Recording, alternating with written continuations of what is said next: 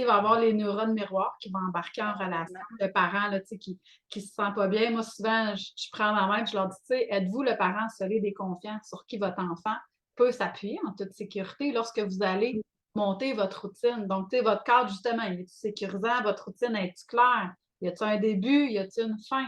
Ou c'est jamais pareil, on termine jamais de la même façon?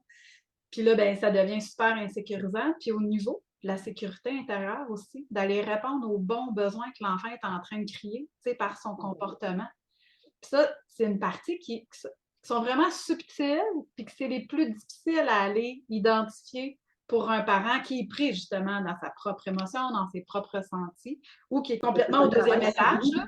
Oui? C'est un travail sur nous en tant que parents pour gérer le sommeil d'un enfant. Puis ça, il n'y a pas beaucoup de gens qui comprennent ça parce que il y a plusieurs années, on était plus dans l'enfant bibelot. C'est pas beau, tais-toi, les petits gars, ça pleure pas.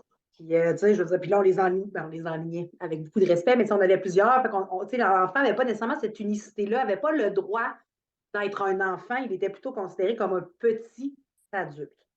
Fait que Oui. là, quand on est venu à avoir des avenues sommeil, on s'est dit, laisse-le pleurer, chronomètre-toi, puis ça va bien aller.